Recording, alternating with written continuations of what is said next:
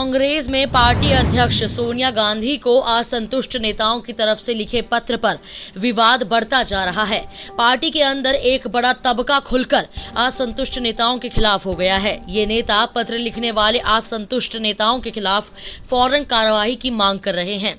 दूसरी तरफ कांग्रेस कार्य समिति की बैठक के बाद फेरबदल को लेकर असंतुष्ट नेताओं की धड़कनें तेज हैं। पार्टी नेताओं और कार्यकर्ताओं को सबसे ज्यादा गुस्सा राज्यसभा में विपक्ष के नेता गुलाम नबी आजाद को लेकर है।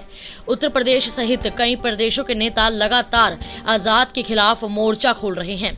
इन नेताओं का कहना है कि आजाद ने कांग्रेस के लिए कोई संघर्ष नहीं किया, खुद लगातार 23 साल तक CWC में नामित होते रहे और अब चुनाव की बात कर रहे हैं।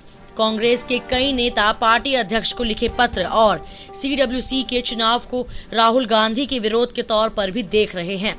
पार्टी के एक नेता ने कहा कि पत्र लिखने वाले नेताओं को डर था कि राहुल गांधी उन्हें दोबारा राज्यसभा में नहीं भेजेंगे, इसलिए वह उनकी वापसी का विरोध कर रहे हैं। हालांकि पत्र लिखने वाले नेता बार बार कह रहे हैं कि वह परिवार के खिलाफ नहीं है।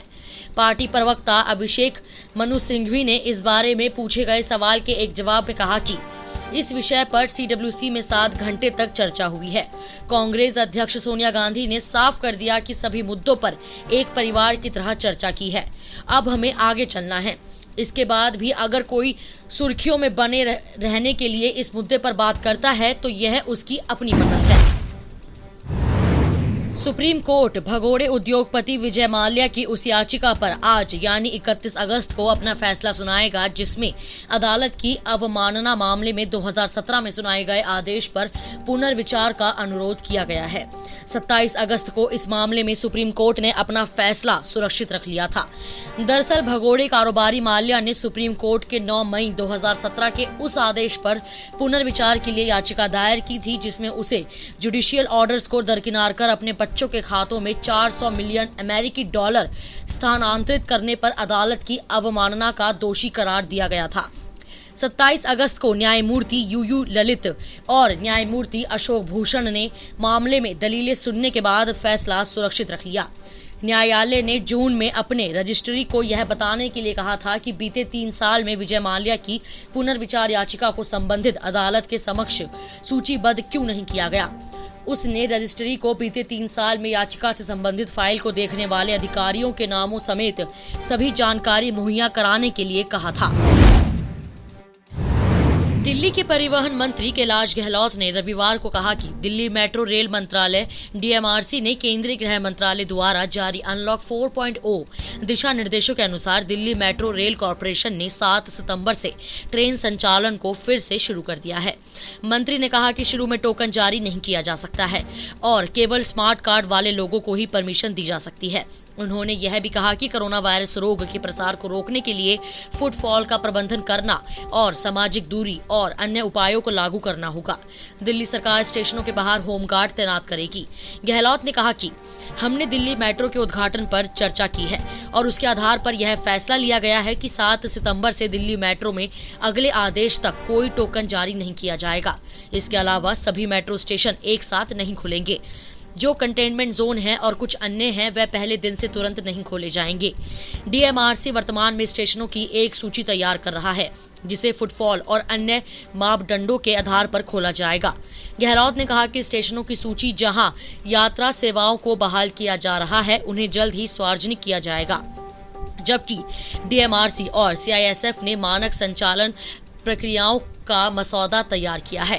केंद्रीय आवास और शहरी मामलों के मंत्रालय द्वारा मेट्रो यात्रा के लिए प्रोटोकॉल की एक अंतिम सूची जारी की जाएगी।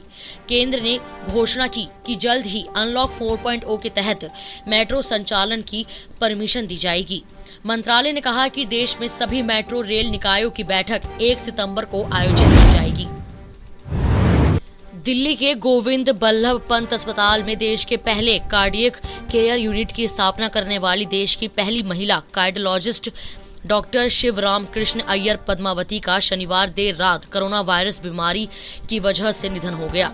डॉक्टर शिवराम कृष्ण अय्यर पद्मावती 103 साल की थी। डॉक्टर शिवराम कृष्ण अय्यर पद्मावती का जन्म म्यांमार में हुआ था, मगर वह द्वितीय विश्व युद्ध के दौरान जापानी आक्रमण के बाद भारत आ गई थी और देश की पहली महिला हृदय रोग विशेषज्ञ बन गई।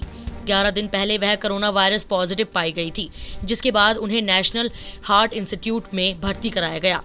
बता दें कि इस नेशनल हार्ट इंस्टीट्यूट की स्थापना में भी 1981 में उन्होंने ही की थी। वहां पर वह ऑक्सीजन पर थी। बताया जा रहा है कि डॉक्टर शिवराम कृष्ण अय्यर पद्मावती दिल्ली के नेशनल हार्ट इंस्टीट्यूट से 2015 में रिटायर हुई थी और उसके बाद भी वह लगातार अपने गंभीर मरीजों को देखने अस्पताल जाया करती थी। हालांकि कुछ समय से वह बहुत ही लिमिटेड मरीजों को देखने अस्पताल जाया करती थी। पाकिस्तान और अफगानिस्तान के बीच सोमवार को अफगानिस्तान की राजधानी काबुल में द्विपक्षीय बातचीत होगी। पाकिस्तान के विदेश मंत्रालय ने रविवार को इसकी जानकारी दी। मंत्रालय ने बयान जारी कर बताया कि इस बातचीत में सुरक्षा और आर्थिक मुद्दों पर बात होगी। शांति और एकजुटता के लिए अफगानिस्तान पाकिस्तान एक्शन प्लान की दूसरी बैठक का नेतृत्व पाकिस्तान के विदेश सचिव सोहेल महमूद करेंगे, जबकि अफगानिस्तान की ओर से उप विदेश मंत्री मरविस नाब होंगे। बयान में बताया गया कि पाकिस्तान और अफगानिस्तान के बीच द्विपक्षीय साझेदारी कायम रखने के लिए उद्देश्य से APA-PPS का गठन 2018 में किया गया था, जिसकी पहली बैठक इस्लामाबाद में पिछले साल जून में हुई थी।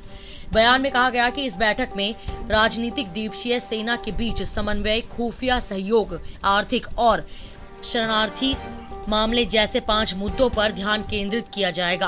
पाकिस्तान के विदेश मंत्रालय ने बताया कि दूसरी बैठक में इन 5 मुद्दों पर चर्चा की जाएगी।